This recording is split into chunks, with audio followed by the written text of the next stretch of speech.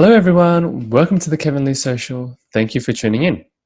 What initially began as an 8-part series interviewing entrepreneurs to share and inspire how they've successfully pivoted during COVID-19, I have decided not only to continue this series, but also to expand on the scope to understand and learn about people's craft, philosophy, the challenges they face in the industry, and their favorite failures that have helped shape them to become who they are today.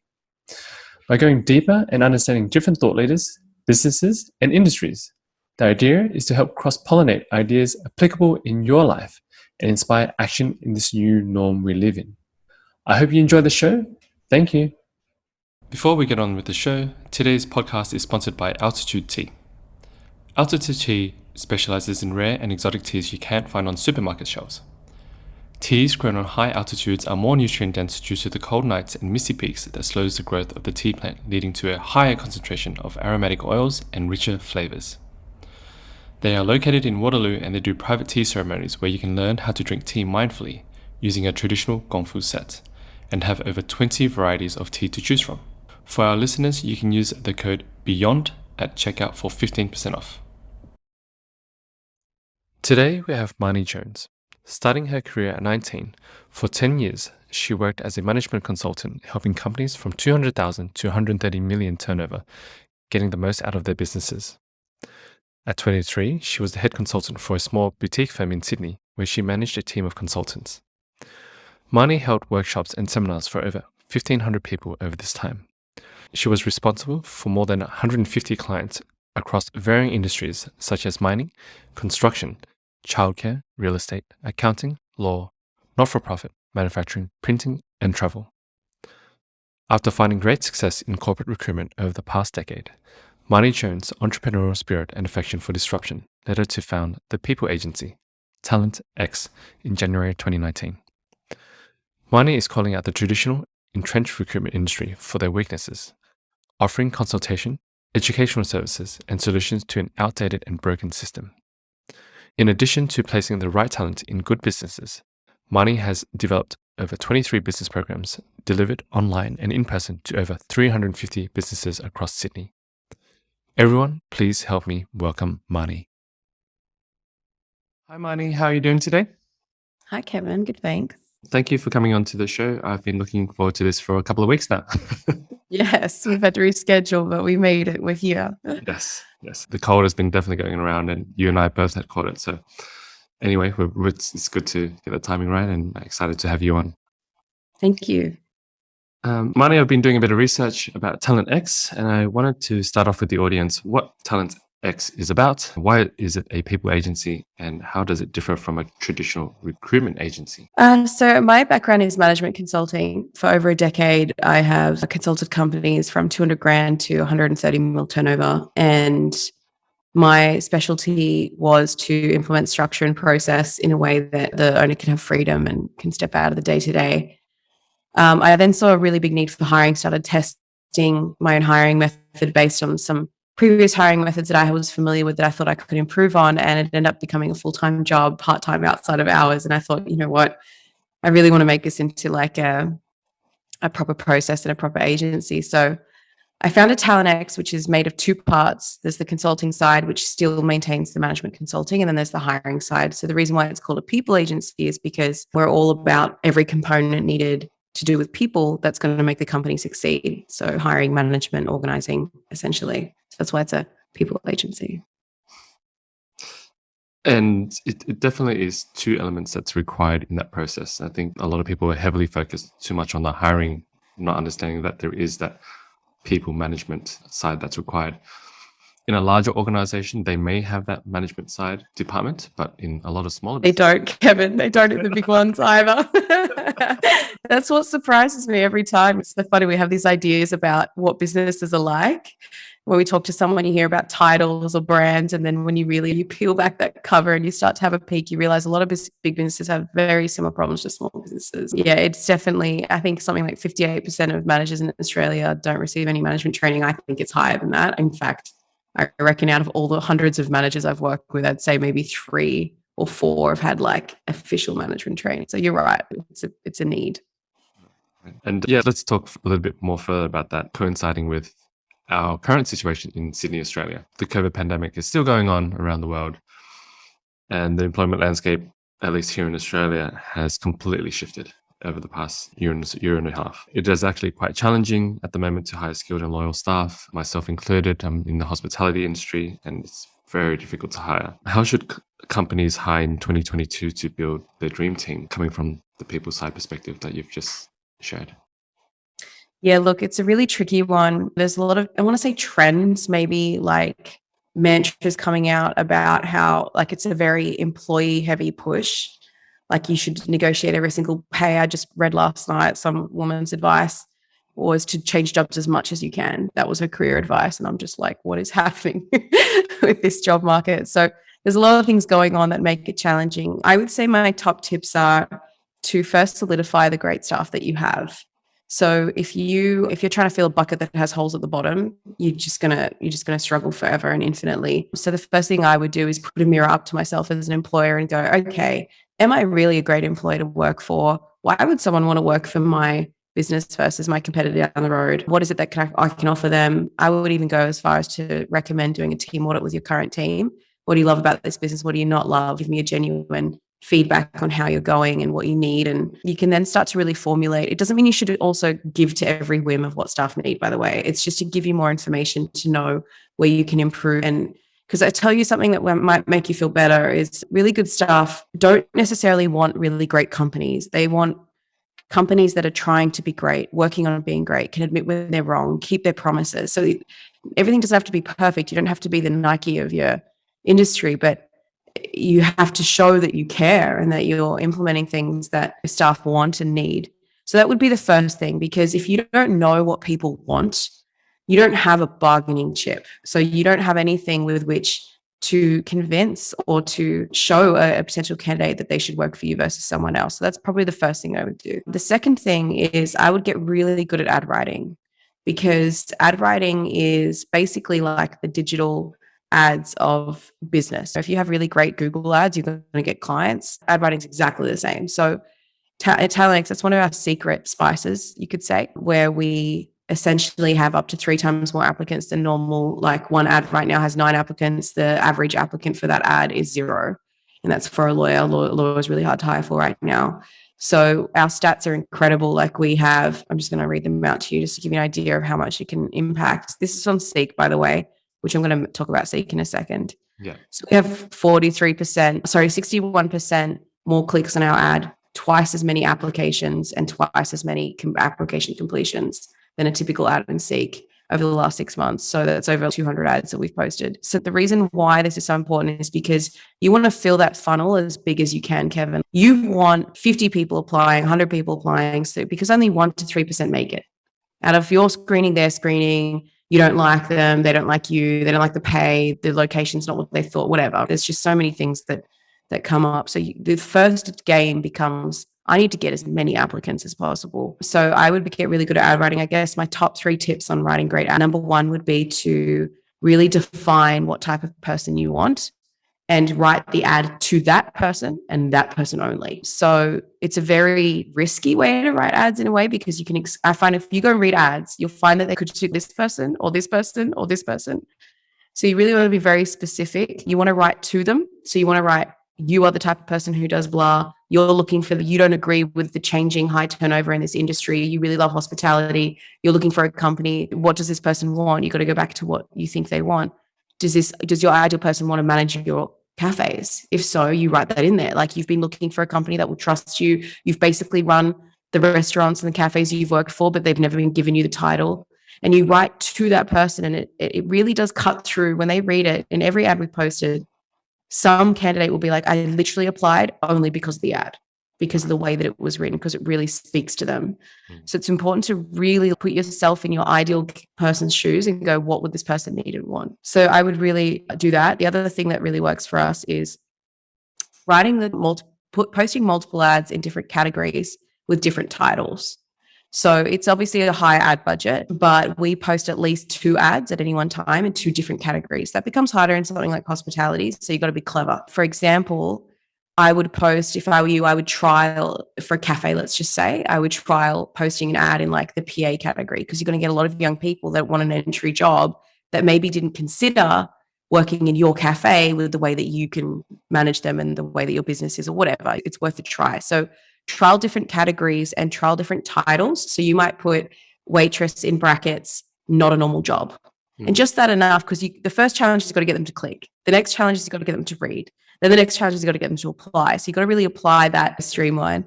So I would play around with titles, be bold. I actually had my Seek account manager call me and say, you shouldn't put different titles, Marnie, because that can impact the way that people find the jobs in searches. And then I was like, yeah, but we find it works. And she said, let me look at the stats. And she's like, oh, wow, you have one of the best ad performing stats I've ever seen. Just keep doing what you're doing. Don't listen to my advice.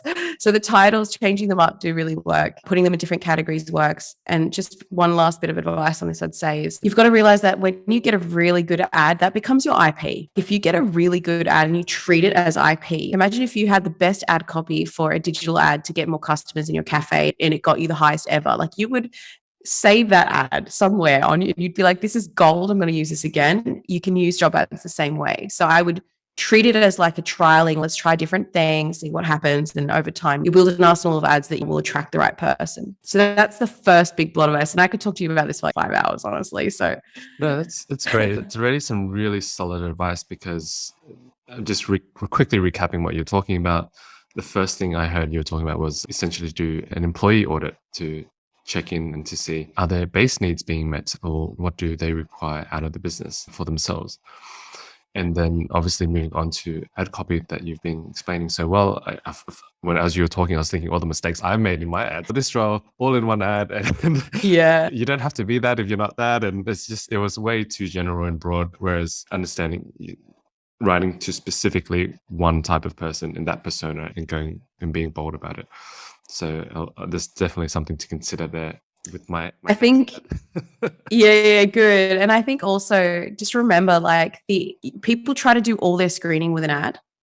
They're like, you have to be this and you have to do that. We have to love you and you have to align with our vision and our values. You just need to get them to apply. And then once they apply, you have an honest chat with them, and then you do your other screening. And from there, you screen them out. So you can't be afraid of the hard work of interviewing. I find people try to get the ad to do the work for them. Don't do that. You'll waste your ad. The game with the ad is I got to get as many applicants as possible.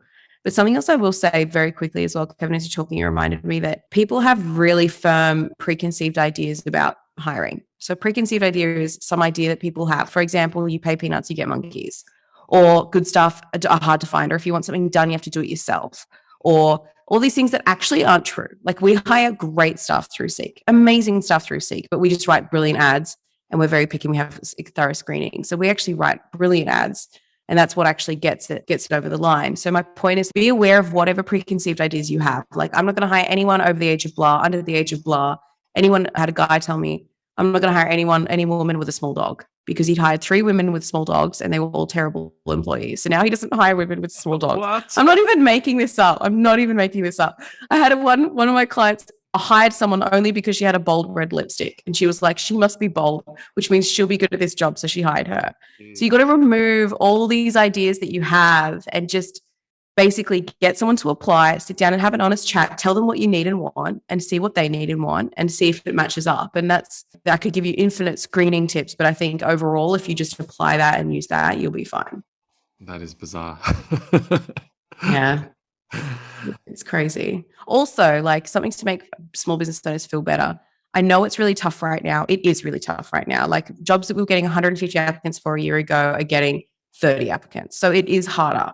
But there are still great staff out there. There are great staff who do want to help, who want to work for a business, who want to work hard, who love responsibility, who want to make your life easier, who want to take work off your plate. I just don't want business owners, because of this whole thing, I find they get a bit cynical and then we get a bit defeatist. Then we make these sweeping statements like staff are terrible. And like, I just urge you to just stay optimistic, because there are great staff out there who do want to work for you and work hard and take work off your plate. You just got to be clever in how you attract them. Just going back to what you were saying, Marnie, I also catch myself falling into that trap of being a bit cynical. Being depressed. Yeah, being cynical and being depressed about the whole situation of the hiring market. For example, we've been looking for skilled chefs for quite a period of time.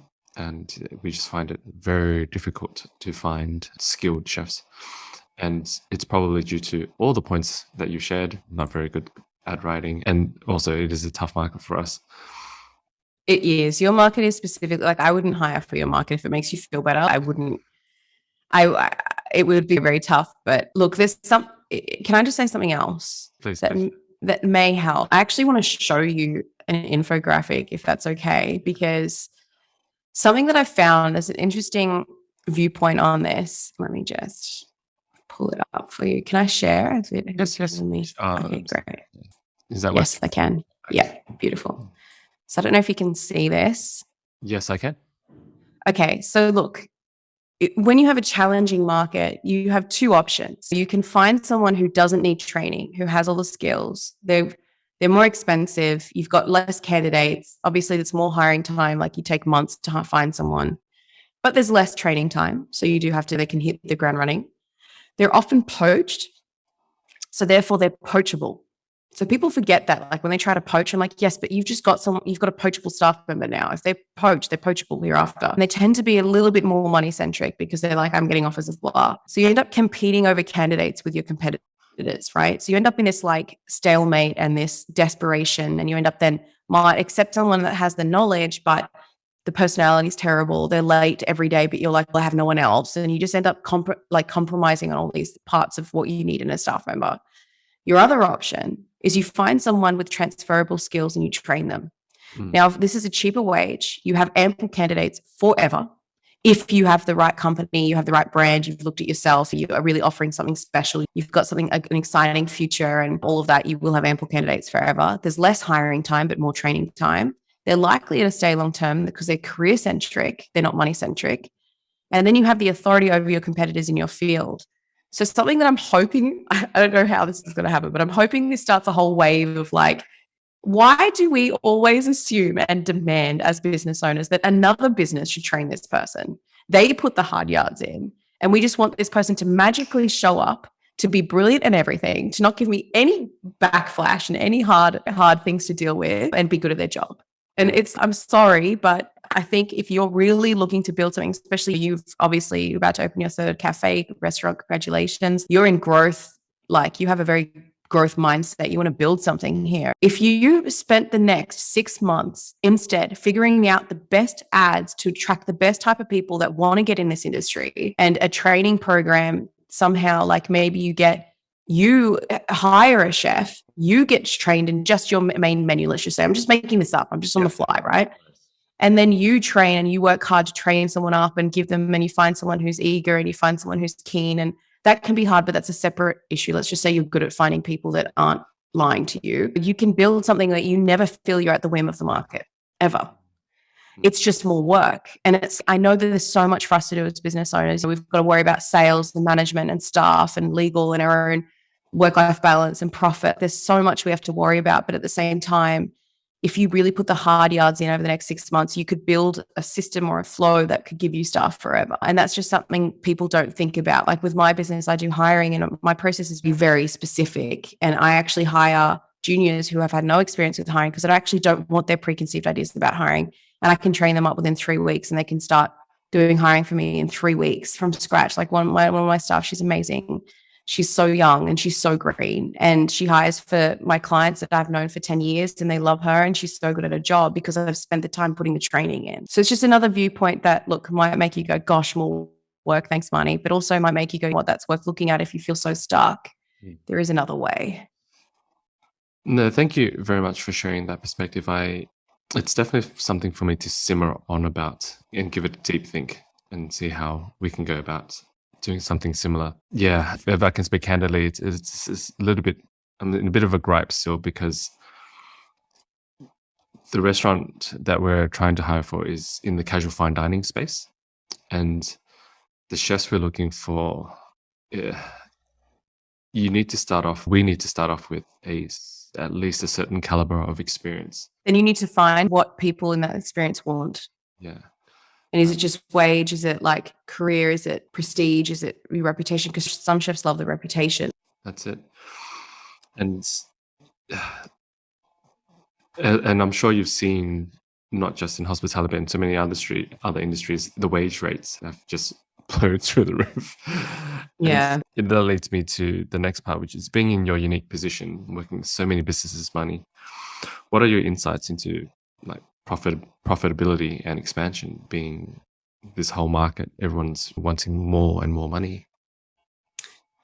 Look, it's a tricky one. And I guess it's hard to answer in a sweeping comment because it just depends on the industry. Every industry is very different. And some are actually doing really well since COVID and some are flourishing and others aren't. I think, look, just business owner to business owner, I guess you've got to look at, and it's tricky because you're neck deep. If you don't have 3 cafes, like it's not easy for you to sit back and consider, is this the right business for me? But I would probably, depending what industry you're in, if I was an industry like yours, you've either got to be super, super brilliant at everything and be someone that people talk to and they're like, I want to work with Kevin. Because the clients that I have that don't struggle as much with hiring, we struggle to get the candidates in an interview with them.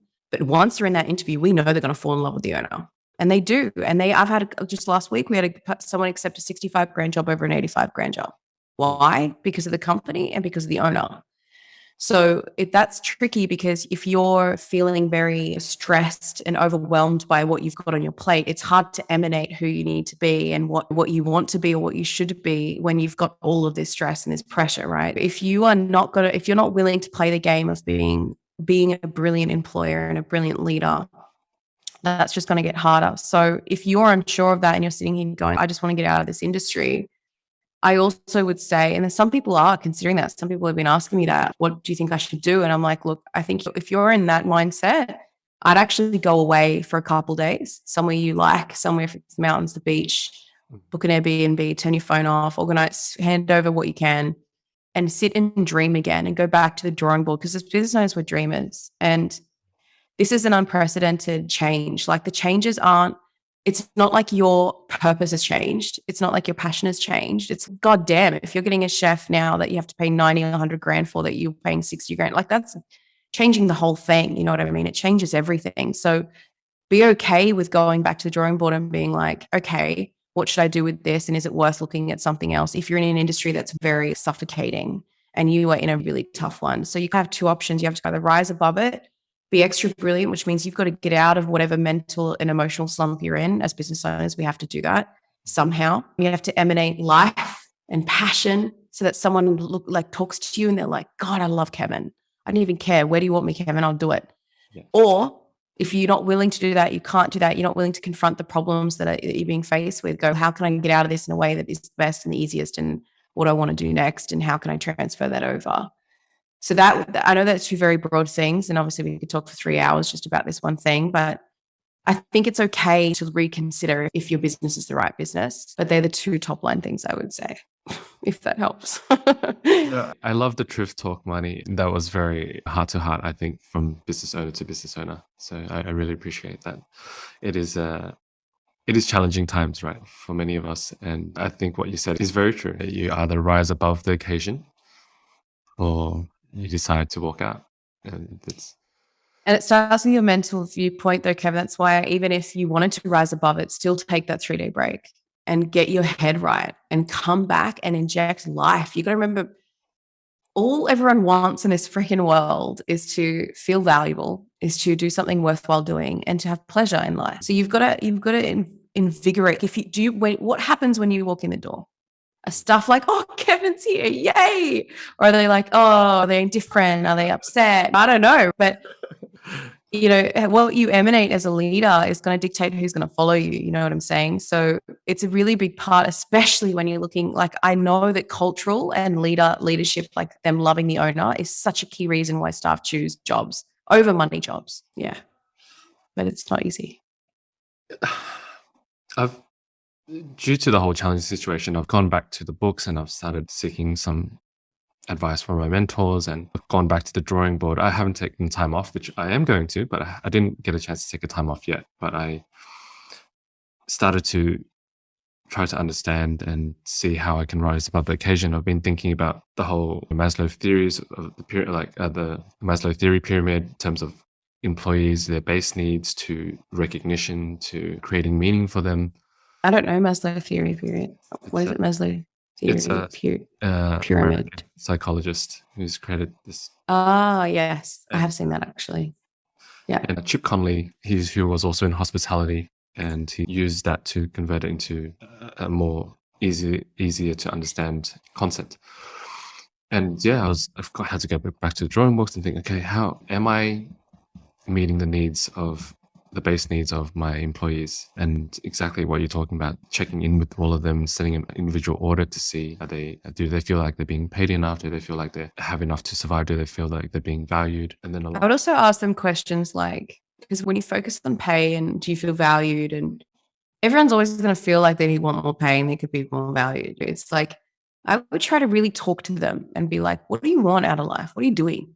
What makes you happy? Why do you do this job? Why are you in this industry? And what all the owners you work for that you've hated, why did you hate them? All the owners you work for you love, why did you love them? And I would focus more on the reward side of interpersonal rewards and what they actually get out of their job, because a lot of people talk about the money, but goddamn, people really neglect to look at the value and the reward from working hard and from being valuable and from having responsibility and duty. And these things are honorable for a reason. And I think if you can inspire that in them as well, and because they're always going to say they want more money. That's a good question. You should ask them that, but I would make that 1 out of 40 question. Yeah, exactly. That's just the part of the process. And then moving on to make sure that they're feeling recognized and like on a weekly basis, to then trying to develop meaning for them. One of the goals that I had reset for ourselves was to be one of the best places to work for in hospitality group in the future. And that's more of a 10-year goal, but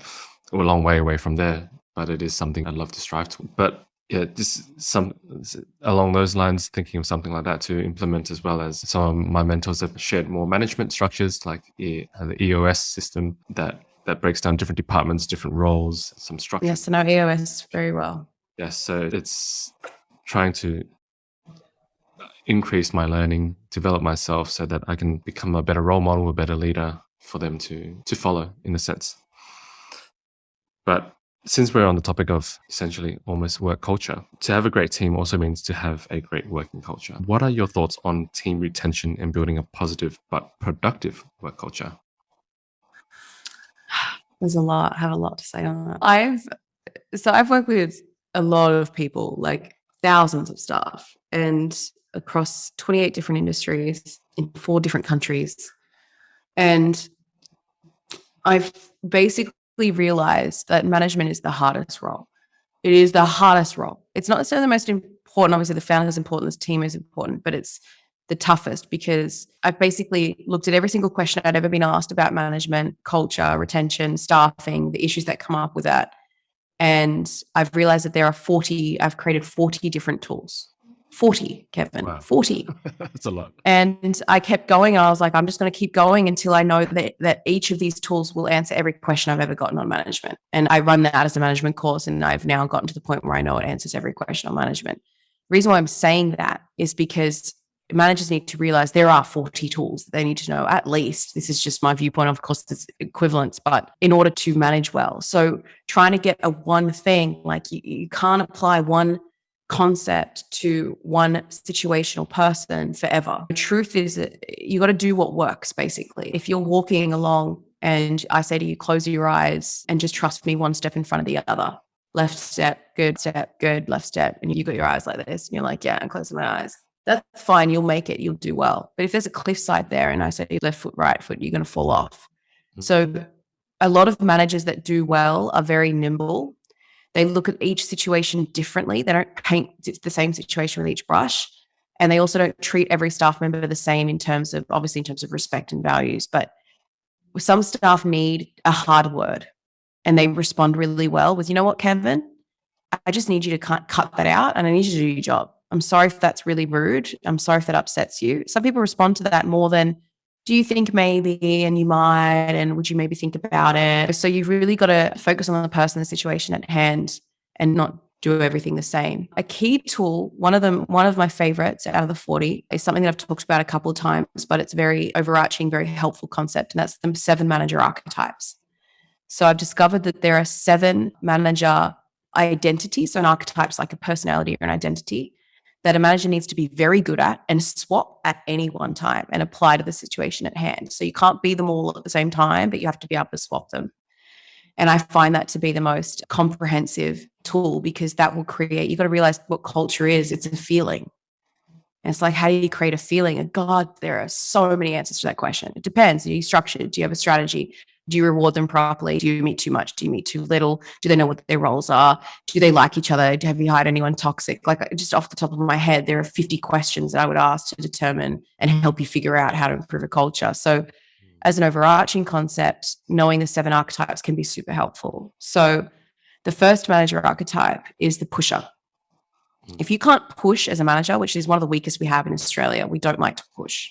Yep. But a pusher is saying basically, Kevin, I got it. I'm really sorry that you're not liking this right now. I've tried to explain to you why this is important. It's okay if you don't understand. If you have any questions, please let me know. Otherwise, I'm just going to need you to do it. I'm just going to need you to do it. And I'm going to need you to do it by 3:00 on Friday, whatever. It's just pushing. The next archetype is the mentor. So the mentor doesn't tell, the mentor asks. Mentor will be like, what do you think you should do, Kevin? You come to me and I go, what would you do if I wasn't here? What would you do if I was in a car accident? Or how do you think you should solve this? Or come on, you're smart. You can figure this one out. Or I'm paying you to do that. So I want you to come up with that. I want you to go have a cup of tea, figure it out, and come back to me. So the mentor archetype is really helpful. And you use that probably most of the time. It's one of the most more used ones. You then have, so you have the pusher, you have the mentor, you then have the trainer. So you have to be able to train. This is something that a lot of managers forget. They just put someone in a role and they expect them to do well at it. You have to be able to train on the fly and not make a big deal out of it. So if you want to do 10-second training, 10 minute, 1 hour, 10 hours, you have to be very good at knowing how to instantly train someone. Like, okay, I'm going to give you a very brief overview, Kevin. Here's how you wash a car. So you just always need to go in circles and you need to work from the top down. Just do that and I'll come back to you in a couple of days. And then you can go deeper and deeper, and then you can add theory, and you can build a course, and you can do all these things. But you have to be good at training someone. So it's the trainer archetype. You then have the organizer. So if you can't look at your area and go, how am I going to organize this to improve, or how can I restructure this? It's going to affect your culture a lot. A lot of staff do not like unorganized. Only very rarely do staff like chaos. You know what I mean? Most staff love to be structured and organized. So you have to be good at organizing. You then have the innovator. So the innovator is there to, should we add a new product or service? Maybe we should implement this whole new thing. Should we do this brand new, I have this big idea. And innovation is important, but it can also be done too much. So you don't want to innovate too much, because you can lose what works. When you get someone who innovates too much, you can lose sight of, this has worked for 10 years, why change it? So you got to be careful with when you innovate. And then the next one is the firefighter. So the firefighter is there to make sure that any fires that arise are put out, and they're put out quickly. The problem is that if you firefight too much and you constantly solve your staff problems and you don't push, this is the thing, some managers only firefight. So then you end up wearing all your staff's hat and doing all your staff's jobs, basically. So we've got the pusher, the mentor, the trainer, the organizer, the innovator, the firefighter, and the last one is the police officer, another one that Australians hate. The police officer is, don't do that. You walk in, someone's on Facebook, you bring it up straight away. You blow the whistle. You're a whistleblower. You're like, stop that. Don't do that. And it has to be done. This is the key with the police officer archetype. It has to be done as you see it.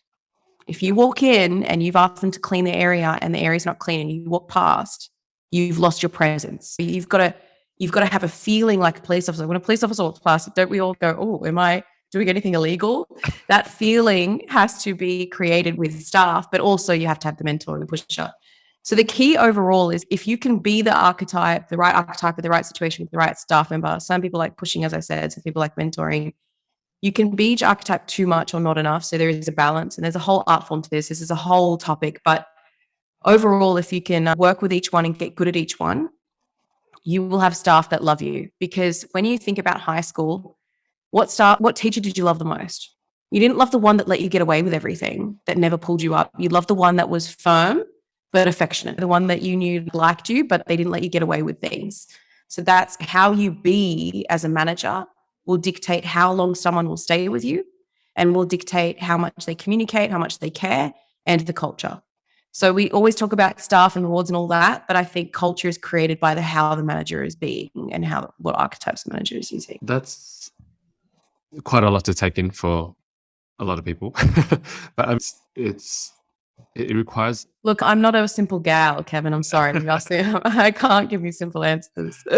It's great because it just requires a lot of awareness and a lot of training as well. Obviously, that's only a portion of the 40 tools plus. That's exactly my point. It's just to give you an insight. People say, what's management? And I'm like, do you have 10 years to talk about management? Because that I just did a brief overview, which is a module that takes about 2.5 hours to teach properly. And that's one of 40 that you need to have to answer all the questions about management. So what you just said is exactly right. And that can make managers listening feel terrible, but I hope it makes you feel better to know that you're already probably doing a great job and you probably use 10 of them. Imagine if you used 40. So use it as a good thing to be like, man, I'm doing good because I don't know any of this. And I have good management skills. Great. So how do business owners, managers, or other people looking to learn more about this 40 tools course that you've put out, where do people go and find that? Or do you teach that, right? Yeah. So I do them currently only in person. I'm in Sydney. So I don't like Zoom teaching. I don't like teaching on Zoom. So I do it in person and it's a 4-week course. So people can reach out to me, go to talentx.com.au and put an inquiry there. You can track me down on LinkedIn and message me. I am looking later in the year to record the course and make it an online course. But yeah, it's the most fun. I've delivered a lot of courses in my years and it's the most fun. And I've just had the attendees of the last one I delivered. One of them guys said it was the best course experience he's ever had. It's so helpful because now literally at the end, we do this full checklist that asks a series of questions. If there's a problem, ask these questions and you'll have a solution. Is it this? Is it that? Have you been pushed? Have you pushed too much? Are you wrong archetype? Have you put in a reward? Have you done this? Have you done that? So by the end of it, you know that you have every tool to do it. I'm hopefully going to get it online for everyone and make it as affordable as I can. But yeah, they can reach out to me if they want. But it's just also a lot of fun. It's a lot of fun. Awesome. I'll put that in the show notes for people to check out. And we've covered so much already. I felt like it's gone through very quickly, but there is a lot to digest and uncover when people re-listen to this. So I'm going to head towards the more tail end of the conversation of the podcast. Are you excited about any upcoming projects in later this year or next year? Yeah, I'm looking into building a software that can help with the day-to-day management of small business, which I feel there is a big gap, and I'm looking at building that. And I'm in talks with a potential business partner, which is very exciting. But we'll see where that goes. That's one of those things that if it may not happen because it's a big barrier to overcome, but that's one of my key, most exciting projects. That is super exciting. Someone with your knowledge and your expertise, even the 40 tools and so on, if it can all be somehow collated into a software for business to use, I think it would be very valuable. Do you have any morning or evening routines? Oh, no. Other than cuddling my cat in the morning, I'm not a morning person. Other than cuddling my cat, who's hairless, so he needs to come under the blanket. Other than that, in the morning, no. In the evening, though, I do always watch YouTube before I go to bed, and I really enjoy it. And I know it's like bad for me and I shouldn't be watching a screen before I go to sleep. But yeah, I love watching YouTube. Typically, I love watching like Dragon's Den and stuff like that. And I find that it inspires me and it actually gives me things to do. I'll be listening to a pitch and I'll be like, that's a good idea. Or it reminds me of so and so. I find it invigorates me for the next day. Do you have a favorite book you'd recommend? No, I don't really read very much. I hate being asked that because I feel like a fool. You hear all these things of the best managers in the world read 10 books a month. And I'm like, oh man, like I've read EOS, I've read Traction, and I've read a few of the classic business books. The Shining, I'm reading The Shining right now. So that would be my recommendation. What did you think of Traction, by the way? I love EOS. So what's a funny story about EOS, I worked in a consulting firm with a guy called Daniel Davis. And Daniel Davis and I worked together to implement this management structure that we delivered with our clients that I explained earlier. He wanted to change from that management system due to licensing issues. And he met someone at Richard Branson's Necker Island who introduced him to EOS. And he now runs or is in charge of Australasia of EOS and is an EOS integrator or implementer. I always get them confused. And I have maybe 4 other friends who are EOS integrators or implementers. It's a really great system. It's very useful day to day. It's very pragmatic. It's very simple. There are a few aspects about it that I find can create some problems, but not every system is perfect. And as far as management systems go, it is the best out the market in terms of availability and ease of access and implementation. It's a good system overall. Like, I really do, and I respect it very much. That's good to hear. That's something I'm working on Yeah. at the moment. Yeah.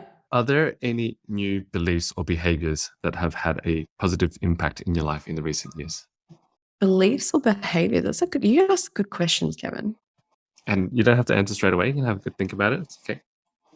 In management and ownership, I've become a little bit more unapologetic about some things, like not tying myself to a decision. I find as humans, once we make a decision, we feel we have to execute that decision until the end. And sometimes we're not aware of the decisions we make. If we get heartbroken at the age of 15 and we decide we're never going to be happy in a relationship, and then some stuff's like really deep seated and hard to find, but the decisions about things like, it's okay if your business isn't working in some area. Just because you said 2 years ago that you were going to be a millionaire from this business, something's changed, now it's not working, doesn't mean that you failed necessarily. So I find that it doesn't affect me as much anymore. Like, I've changed a lot about my business. I used to have certain guarantees that I don't have anymore, that I felt like I had a hiring guarantee that we'd replace them for free within 12 months. And I felt like a failure when I canceled that guarantee. I was like, what is the point in doing all of this? Literally in my office here, I was like crying on that table, on that couch there. And my co-director and my sister, Maddie, were like crying together. We're like, what is the point of all this? And then obviously once you go through that, I realized like, it's actually okay to change things and experience something new and to adjust as a business. So you have to be like that. So that's something that's really helped me not really care as much in a good way. And if you could only send one single line of SMS text to yourself 5 years ago, what would it be? 5 years ago, I'd be like, because that's when I was living in Melbourne at the time and I was working for someone. I did the consulting. I left work for someone else and I was in this huge Q&A of like, do I work for myself again? Should I consult? I was in this huge life situation. And I would have sent myself a text that says, go as far as you can see, then you'll be able to see further. Beautiful. Yeah. Great one. And finally, Marnie, how could people reach out or learn more about you or Talent? You can call me. You can come visit me at my house. You can harass me on the street. I work in Ultimo. You can come see my office. You can go to our website, talentx.com.au. You can check me out on LinkedIn and connect with me, and we can have coffee. You can call, whatever you feel like doing. Marnie, I've genuinely enjoyed this conversation with you today. I love your energy. You're so vibrant. You're cheerful. You make me smile. And not only that, you're a wealth of knowledge, and I have a lot still to learn from you. Thank you so much for your time today. Thank you, Kevin. Thank you. Thanks for tuning in, everyone. I hope you enjoyed the show. All the links to the show notes will be available at kevinleesocial.com, spelled KEVINLY.